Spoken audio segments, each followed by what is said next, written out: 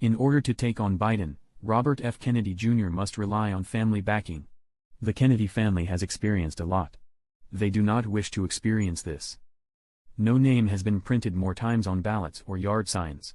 They celebrate each cousin's accomplishment, whether it be a House seat, a new children's book, or an extension of the Special Olympics, even across branches of the family that have grown distant and split since the first generation rose to power in the 1960s. But for a family that helped establish the modern Democratic Party, Robert F. Kennedy Jr.'s campaign to unseat President Joe Biden for the Democratic nomination, to be unveiled Wednesday in Boston, is too much. They are angry, depressed, and vehemently opposed. They claim to adore him. They employ phrases like heartbroken and tragic. It's vaccine skepticism, which claims that Anne Frank was better off than Americans under purported vaccine mandates since she could at least hide from the Nazis, and contains a book about the real Anthony Fauci. It is adamantly claiming that Sirhan didn't actually kill Kennedy's father, and going against the wishes of many members of the family for the assassin's release years ago.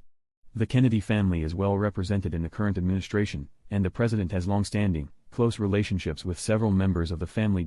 And what many of them have been saying in private is a vanity candidature that is doomed. They see the namesake of one of the original brothers attempting to capitalize on the most illustrious family lineage in Democratic politics.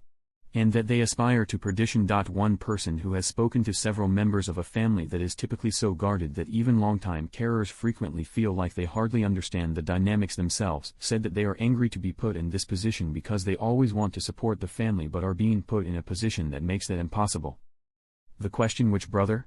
Former Illinois governor candidate Chris Kennedy laughed when CNN inquired about his opinion of his brother's campaign. "I find myself in a challenging circumstance. My older brother Bobby, whom I adore. As the youngest child of Robert F. Kennedy, filmmaker Rory Kennedy told CNN, he has great charisma and is a really skilled speaker. I respect his prior environmental activism work. It is thanks to him that we are able to swim in the Hudson. But I'm backing President Biden because of Bobby's positions on a variety of issues." When questioned about the discontent among the family over her brother's campaign, Kathleen Kennedy Townsend, a former lieutenant governor of Maryland who is currently a retirement consultant at the Labor Department, texted back, "I prefer not to talk." However, Kennedy Townsend's evaluation is unmistakable. In a 2019 post, she lamented that Robert F. Kennedy Jr. helped to spread dangerous misinformation over social media and is complicit in sowing distrust of the science behind vaccines. The piece was co-authored by her late daughter, Joe Kennedy II, her brother, the former Congressman Joe Kennedy, and her brother. In contrast, one of her many pro-Biden tweets from a few weeks ago featured a photo of the president strolling in Kyiv beside the president of Ukraine, Volodymyr Zelensky, who referred to them as two profiles in courage with a nod to JFK. In a statement to CNN, Robert F. Kennedy Jr. acknowledged his family's close personal friendship with Biden and singled out the vice president's handling of the Ukrainian conflict as one of the bad decisions he disagrees with. "It has been my challenging decision to put my principles ahead of my personal affections for the president, which remain undiminished. My family is split between those who agree with me and those who don't. I have nothing against them. Families can disagree while yet being close. We believe that possibility exists for the entire nation." However, he is immediately relying heavily on his familial ties. He is launching the campaign in Boston, a place that is dear to his family but in which he has never resided, at a hotel where his late uncle, Senator Ted Kennedy, frequently made appearances. He devoted 3 of the 6 sentences in the news release announcing his candidature to the fact that he hails from one of the most famous families in American political history and the winking, half-true claim that his father mounted a major campaign in a tumultuous primary that dislodged the incumbent Democratic President Lyndon Johnson. He posted a picture of himself wearing a t-shirt with the design of a 1960s Kennedy for President campaign button to promote the announcement. Another Kennedy sister and the head of the Robert F. Kennedy Human Rights Foundation, Kerry Kennedy, created a clearer line between the family and the campaign. "I adore my brother Bobby," she stated, "but I do not share or endorse his ideas on many matters, including the COVID epidemic, vaccinations, and the function of social media platforms in regulating incorrect information. The mission and activities of our organization are not influenced by or reflect Bobby's opinions," which is another crucial point to make.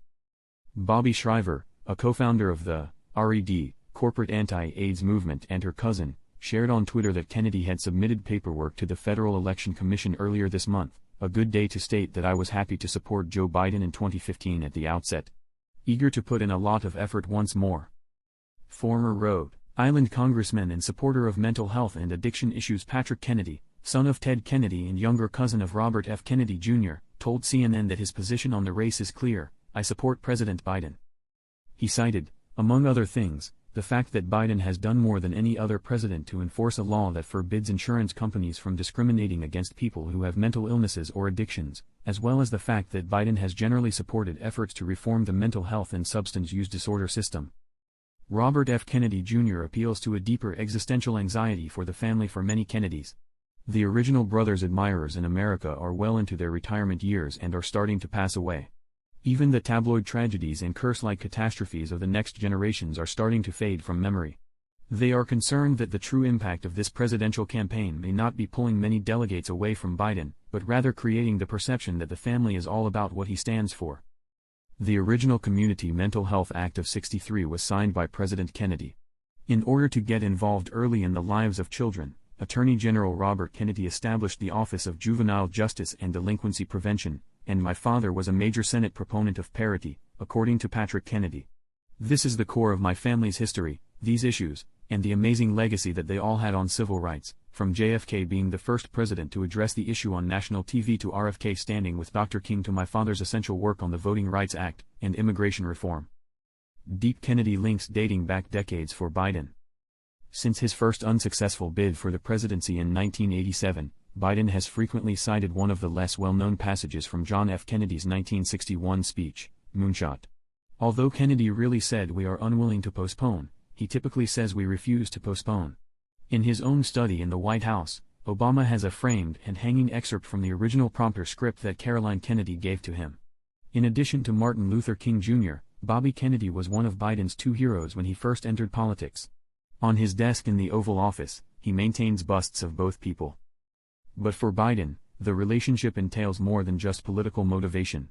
Ted Kennedy, another young senator who had dealt with grief and mourning in office, was a soother and friend after the car accident that killed Biden's first wife and infant daughter a few weeks after he was first elected to the Senate in 1972.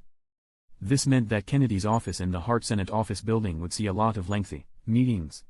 Less well known, but maybe more significant to the future president, were the several train journeys Kennedy took to Delaware during those months to visit Biden and his family. According to Biden, the late senator treated him like a younger brother.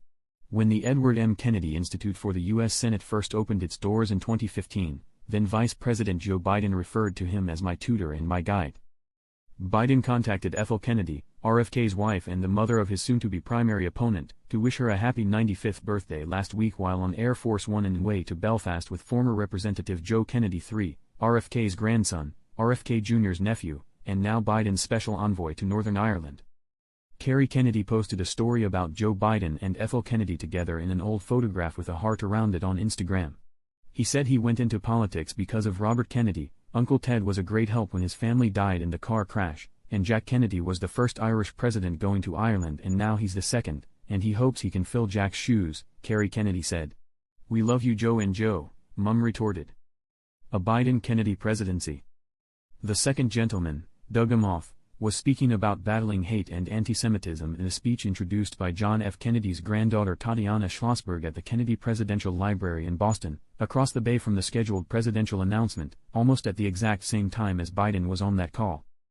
The occasion was just the most recent instance of the Kennedys' close ties to the Biden administration, which began long before Robert F. Kennedy Jr. officially filed for the presidency. In addition to Joe Kennedy in Northern Ireland and Kathleen Kennedy Townsend at the Labor Department, Caroline Kennedy, the mother of Schlossberg and the daughter of John F. Kennedy, is the ambassador to Australia. Vicky Kennedy, the widow of Ted Kennedy, is the ambassador to Austria. The last time Biden visited the Kennedy Presidential Library was in September of last year to discuss the growth of his own Cancer Moonshot initiative. When Beau Biden passed away, Vicky Kennedy wrote him a letter. In that letter, she referenced how Joseph Kennedy, the family patriarch, had once written to a friend about how, after someone close to you passes away, you wonder what you're going to do with the rest of yours.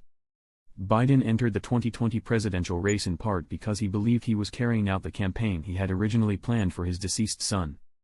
When asked about her nephew's campaign or how their relationship would influence her diplomatic efforts on behalf of the incumbent, Vicky Kennedy responded, "I don't know." The U.S. Embassy in Austria issued a statement stating that the ambassador does not make any statements concerning the family, including any political activities of family members. She is a proud mother, grandma, and dog lover, but according to her personal Twitter bio, she also believes in vaccinations. Requests for comment from Caroline Kennedy's assistant at the U.S. Embassy in Australia were not answered. Concerns regarding the cost to a brother, cousin, or uncle personally.